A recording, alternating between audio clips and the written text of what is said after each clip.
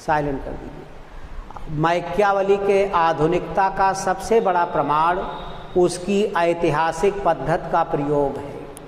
एक क्वेश्चन और रेज हो सकता है। मैकियावेली पुनर्जागरण काल का प्रतिनिधि है और कल हमने आपसे चर्चा किया कि मैकियावेली जब इटली के फ्लोरेंस गणराज्य की तरफ से यूरोप के विभिन्न देशों में राजदूत बनकर गया था तो उसने वहाँ पर देखा कि राष्ट्र राज्य की स्थापना हो गई है, लेकिन कहीं कहीं पर निरंकुश राजतंत्र है और कहीं कहीं पर गणतंत्र है। मैकियावेली ने इसका अध्ययन करना चाहा कि ऐसा क्यों है, तो उसका अध्ययन करने के लिए उसने मानव स्वभाव को आधार बनाया और मानव स्वभाव को आधार बनाकर उसने ये बताने का प्रयास किया कि जिस देश के लोग चरित्रवान, ईमानदार और कर्तव्यपरायण हैं वहाँ पर गणतंत्र सफल है और जहाँ के लोग बेईमान, भ्रष्ट और दलबंदी से युक्त हैं वहाँ पर निरंकुश राजतंत्र सफल है।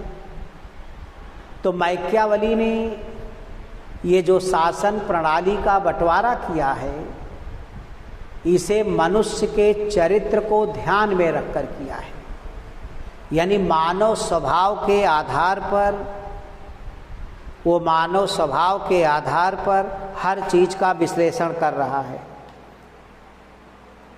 देखो वाईफाई नहीं चल रहा है क्या? यानी मानव स्वभाव के आधार पर हर चीज का विश्लेषण कर रहा है। इसलिए अब जो हम पढ़ने जा रहे हैं वो पहली चीज पढ़ने जा रहे हैं कि मैकियावेली ने मानव स्वभाव पर क्या विचार दिया। वैसे तो माना जाता है कि मैकियावेली ने इटली के मनुष्यों के चरित्र को ध्यान में रखकर, इटली के मनुष्यों के स्वभाव को ध्यान में रखकर मानव स्वभाव की एक सार्वभौमिक व्याख्या किया। बल्कि उसकी इस व्याख्या को लेकर आलोचना भी होती है कि अगर कुछ लोग खराब हैं तो उसके आधार पर एक सार्वभौमिक व्याख्या कर देना कि सभी लोग खराब हैं उचित नहीं होगा। इसीलिए कभी कभी आईएएस पीसीएस की मुख्य परीक्षा में ये सवाल आता था कि मैकियावेली का राजनीतिक दर्शन स्थान और काल के दृष्टिकोण से संकीर्ण था। मैकियावेली का राजनीतिक दर्शन स्थान और काल के दृष्टिकोण से संकीर्ण है क्योंकि उसने अपने समय की तमाम परिस्थितियों को ध्यान में रखकर और विशेष रूप से इटली को ध्यान में रखकर मानव स्वभाव की व्याख्या किया था। अब मैकियावेली मानव स्वभाव पर, यानी मैकियावेली मानव स्वभाव पर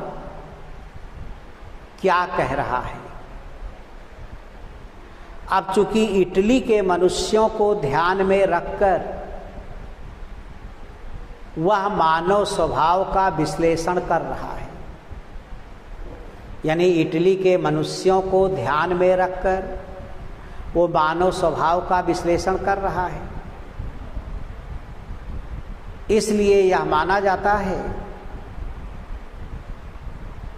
कि मैकियावेली का जो दृष्टिकोण है वो स्थान और काल के दृष्टिकोण से संकीर्ण है। चूँकि उसने देखा था कि इटली 5 भागों में विभाजित था और सब एक दूसरे से लड़ रहे थे। मैकियावेली के दिमाग में यह बात आई कि अगर इसी तरह से लोग लड़ते रहे, यानी इसी तरह से लड़ते रहे, तो एक दिन इटली नष्ट हो जाएगा, क्योंकि जो बाहरी लोग हैं इस पर आक्रमण करेंगे।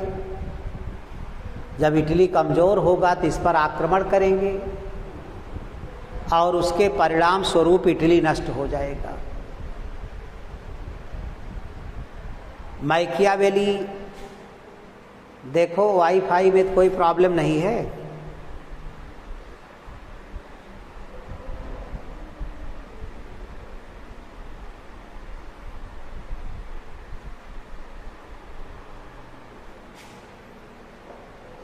मैकियावेली मानव स्वभाव के बारे में चर्चा करते हुए कहता है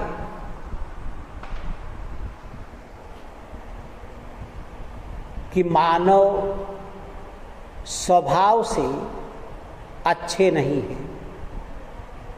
यानी आप ये कह सकते हैं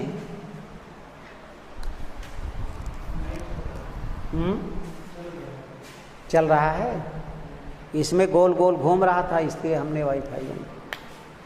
मैकियावेली का संपूर्ण राजनीतिक दर्शन मानव स्वभाव पर केंद्रित है। मानव स्वभाव पर केंद्रित है। इसलिए मानव स्वभाव को समझे बिना मैकियावेली को समझना संभव नहीं है। मैकियावेली लिखता है कि साधारणतया मनुष्यों के बारे में ऐसा कहा जा सकता है कि मनुष्य जन्म से बुरा होता है। वह ईर्ष्यालु, लालची और स्वार्थी होता है। जब एक मनुष्य का आपसे कोई काम पड़ता है तो वह आपके सामने ऐसे प्रकट होता है जैसे उससे खास आपका कोई व्यक्ति नहीं है। लेकिन जैसे ही उसका कार्य सिद्ध हो जाता है, वह आपको पहचानता तक नहीं। मनुष्य ना केवल स्वार्थी या मनुष्य ना केवल डरपोक वरन स्वार्थी भी होते हैं। वो सचरित्र भले दिखाई पड़ते हों, लेकिन वह अंदर से अपने ही हितों को ध्यान में रखते हैं। यानी कुल मिलाकर के मैकियावेली ये कहना चाहता है कि मानव स्वभाव अच्छा नहीं है। मनुष्य स्वार्थी, लालची, कृतघ्न यानी उपकार न मानने वाला है और ऐसे मनुष्यों पर विश्वास कर पाना संभव नहीं है, क्योंकि जब उनका आपसे काम पड़ता है तो आपके सामने वैसा प्रदर्शन करते हैं जैसे लगता है कि उनसे खास आपका कोई नहीं है। लेकिन जैसे ही उनका काम निकल जाता है वह आपको पहचानते तक नहीं। मैकियावेली कहता है कि लोग ना केवल डरपोक वरन अज्ञानी होते हैं, वह एक नंबर के स्वार्थी और लालची होते हैं। ऐसे मनुष्यों पर विश्वास करना ठीक नहीं है। यानी कुल मिलाकर के अगर आप एक लाइन में कहें तो आप कह सकते हैं कि मैकियावेली ने मानव स्वभाव को बुरा बताया। मैकियावेली ने मानव स्वभाव को बुरा बताया, मनुष्य को स्वार्थी, लालची और कृतघ्न बताया। उसने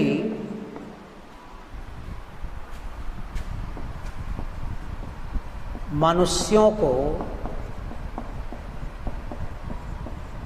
मौका परस्त बताया कि जब उसका काम होगा तो वह आपके सामने ठीक ठाक दिखाई पड़ेगा, लेकिन जैसे ही उसका काम निकल जाएगा वो आपको पहचानेगा भी नहीं। मैकियावेली का कथन है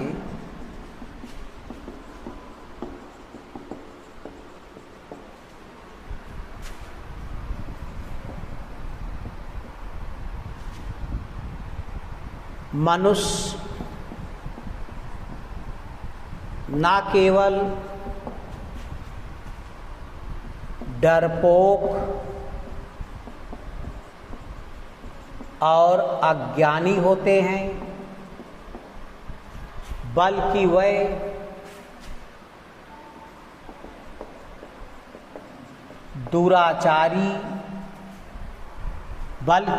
दुराचारी होते हैं। आवश्यकता पड़ने पर वह सचरित्र दिखाई पड़ते हैं, लेकिन वह स्वार्थी होते हैं।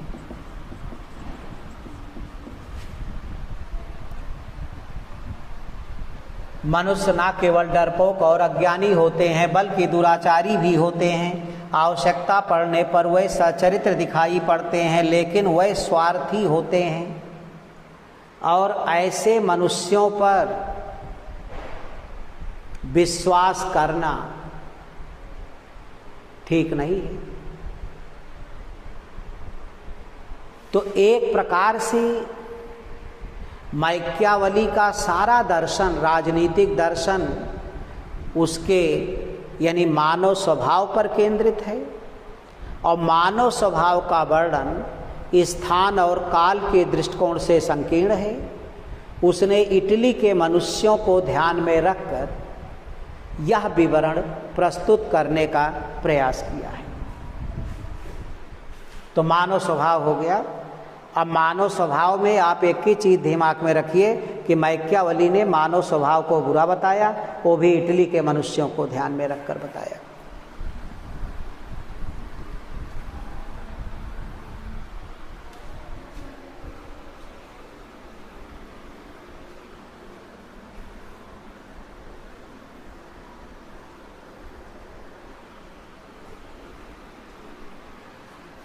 अब देखिए, मैकियावेली का जो सबसे महत्वपूर्ण विचार है वो है राज्य पर विचार।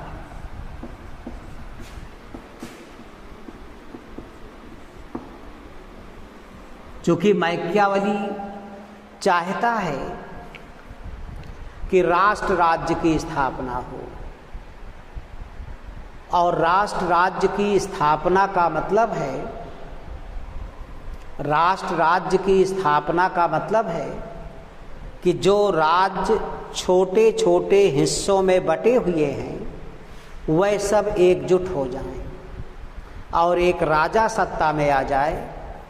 जो राज्य की सुरक्षा को ध्यान में रखकर काम करे। यहाँ आपको ये ध्यान में रखना है कि जो मैकियावेली है वो अपनी प्रसिद्ध पुस्तक प्रिंस में निरंकुश राजतंत्र की स्थापना पर बल देता है, क्योंकि उसने देखा कि इटली के मनुष्यों का स्वभाव अच्छा नहीं है, उनका चरित्र अच्छा नहीं है। ऐसे मनुष्यों पर शासन करने के लिए गणतंत्र उचित नहीं हो सकता, इसलिए निरंकुश राजतंत्र को अपरिहार्य आवश्यकता बताया। तो आप कह सकते हैं कि मैकियावेली ने अपनी पुस्तक प्रिंस में निरंकुश राजतंत्र की स्थापना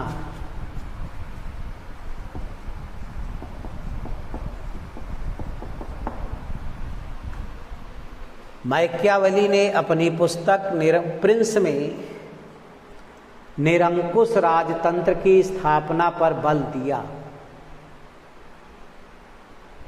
यानी निरंकुश राजतंत्र की स्थापना पर बल दिया। मैकियावेली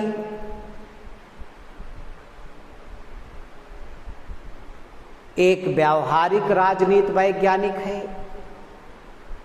उसने अपनी प्रसिद्ध पुस्तक प्रिंस में राजा के गुणों का वर्णन नहीं किया,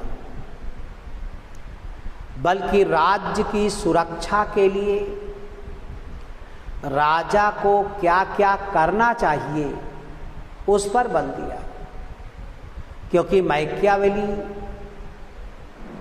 साध्य की सफलता में साधन को देख रहा है। इसीलिए मैकियावेली मानता है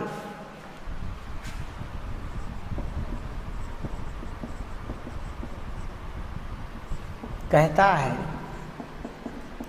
राजा को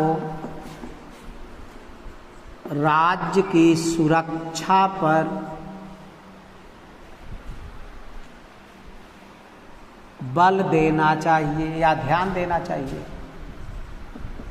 बल देना चाहिए।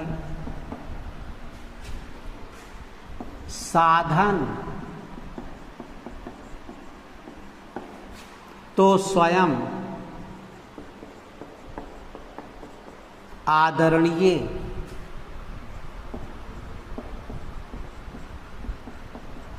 एवं पवित्र मान लिए जाएंगे।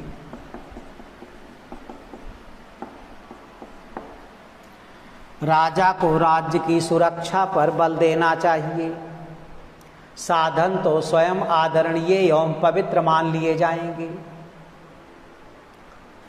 चूंकि मैकियावेली कहता है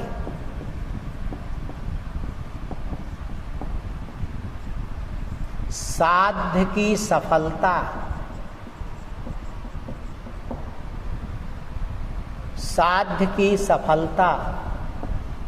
साधन को पवित्र बना देती है।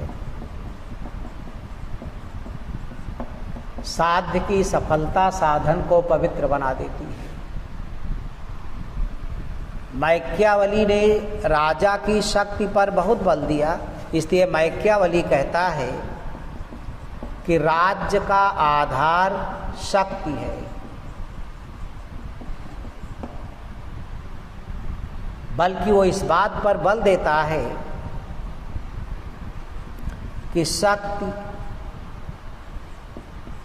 का अर्जन यानी शक्ति अर्जित करना, प्राप्त करना, अर्जन शक्ति को बनाए रखना, धारण, और शक्ति को बढ़ाना, प्रसार करना राजा का मूल उद्देश्य होना चाहिए। क्योंकि जब राज्य का आधार ही शक्ति है तो राजा की शक्ति जैसे क्षीण होगी वैसे ही राज्य खतरे में पड़ जाएगा। इसलिए मैकियावली यहां पर मानता है कि राजा को व्याघ्र लोमड़ी की नीति अपनानी चाहिए। यानी मैकियावली कहता है राजा को व्याघ्र लोमड़ी नीति अपनानी चाहिए।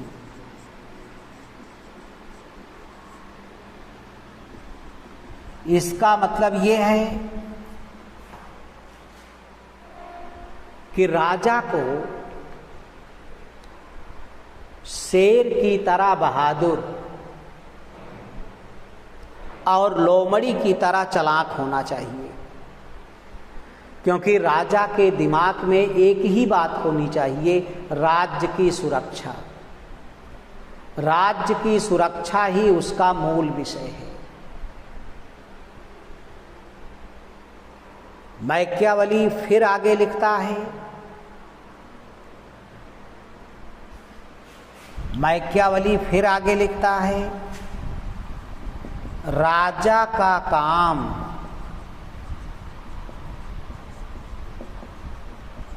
आम खाना है।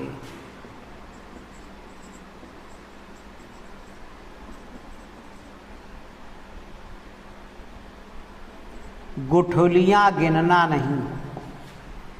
इसका ये अर्थ निकलता है कि हमें अपने लक्ष्य को प्राप्त करना है, हमें अपने उद्देश्य को प्राप्त करना है, ना कि हमें गिनती गिनाना है। यानी राजा का काम आम खाना है, गुठलियां गिनना नहीं।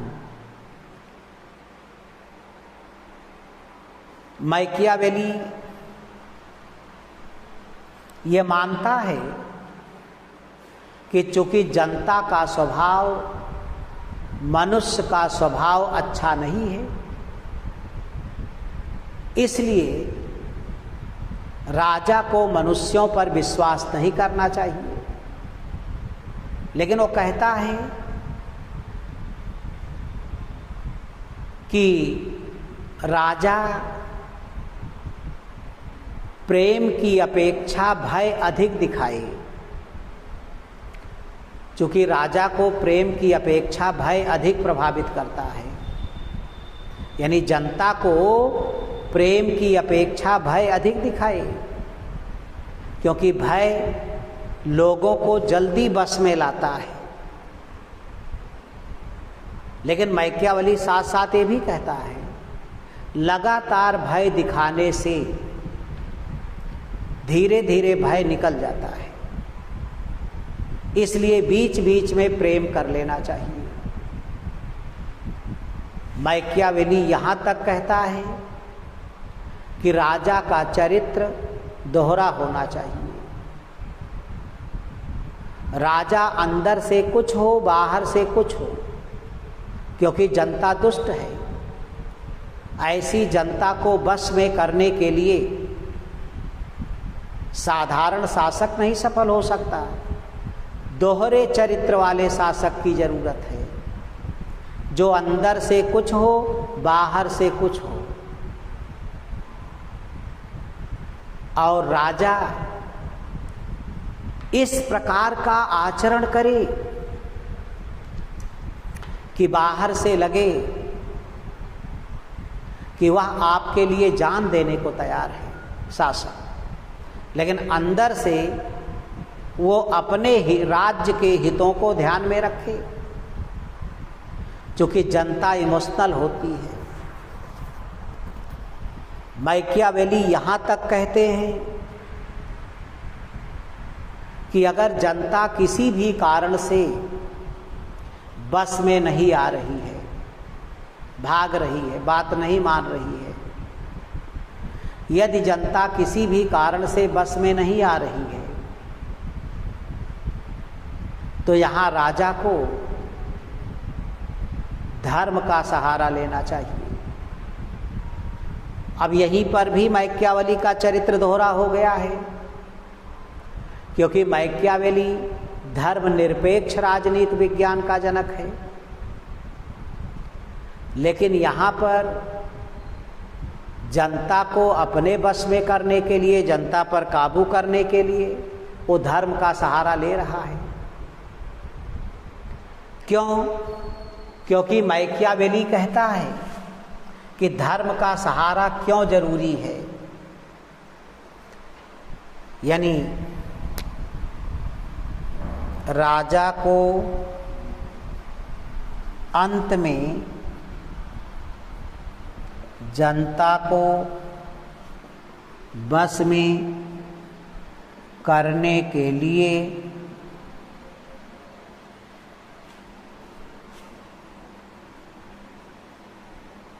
धर्म का सहारा लेना चाहिए। क्यों? क्योंकि यहाँ पर मैकियावेली का एक कथन है,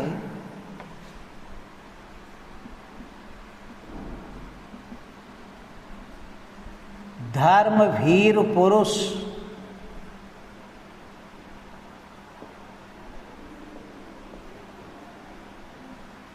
स्वर्ग की लालसा में सदैव लगे रहते हैं, चोट सह लेते हैं, मगर बदला नहीं लेते। यानी धर्मवीर पुरुष स्वर्ग की लालसा में सदैव लगे रहते हैं, चोट सह लेते हैं, मगर बदला नहीं लेते। तो जहां मैकियावेली ने केवल इसी बात को इंडिकेट किया कि राजा को राज्य की सुरक्षा पर ही ध्यान देना चाहिए और राज्य की सुरक्षा हमारे लिए सर्वोपरि है, इसके लिए राजा को जो कुछ करना पड़ेगा वह उचित है। चाहे वो धर्म का सहारा ले, चाहे वो भय का सहारा ले, चाहे वो दोहरे चरित्र की तरफ आगे बढ़े, सब उचित है। क्योंकि मानव स्वभाव में मैकियावेली ने एक स्टेटमेंट और भी दिया है कि लोग पिता की मृत्यु का गम आसानी के साथ भूल जाते हैं, लेकिन पितृ धन को आसानी के साथ नहीं भूलते। यानी लोग पिता की मृत्यु का गम आसानी के साथ भूल जाते हैं, लेकिन पितृ धन को आसानी के साथ नहीं भूलते। ऐसे मनुष्यों पर विश्वास कर पाना संभव नहीं है। इस प्रकार हम देखते हैं कि मैकियावेली मानव स्वभाव की कोई वैज्ञानिक व्याख्या नहीं कर पाया, वो कारण नहीं बता पाया कि मनुष्य बुरा क्यों है। बस उसने इटली की तत्कालीन परिस्थितियों को ध्यान में रखकर यह बताने का प्रयास किया कि मनुष्य बुरा है, लेकिन बुरा क्यों है इसका कोई कारण वो नहीं बता पाया। अब सवाल पैदा होता है कि ये जो मैकियावेली है वो समाप्त हो गया। LT TGT जैसे स्तर पर तो मैकियावेली सिलेबस में भी नहीं है, प्रवक्ता वगैरह में है। तो मैकियावेली से जो क्वेश्चन आने की संभावना थी उसको कल ही हमने ब्लैक बोर्ड पर लिख दिया था, बल्कि उसी ब्लैक बोर्ड वाले क्वेश्चन में एक क्वेश्चन और जोड़ सकते हैं कि मैकियावेली की आधुनिकता का प्रमाण उसकी ऐतिहासिक पद्धति में विश्वास है। इस तरह से मैकियावेली समाप्त हुआ। अब इसके बाद जो हमारा चिंतक हैं वो हैं हाब्स, लाक और रूसो। और ये तीनों महत्वपूर्ण चिंतक हैं। क्योंकि अब हम चिंतकों को 3 श्रेणियों में बांटेंगे। एक व्यक्तिवादी चिंतक, जिसमें हाब्स लॉक रूसो को रखा गया। एक उपयोगितावादी चिंतक, जिसमें बेंथम और मिल को रखा गया। फिर आदर्शवादी चिंतक, जिसमें हीगल और ग्रीन को रखा गया। फिर समाजवादी चिंतक, जिसमें मार्क्स, माओ, लेनिन जैसे लोगों का नाम आता है। तो हम कल से इसकी शुरुआत करेंगे हाब्स की, जो व्यक्तिवादी चिंतक हैं। अब चूंकि टॉपिक इसमें मैकियावेली पड़ा हुआ है, इसलिए हम नई वीडियो में हाब्स से शुरुआत करें।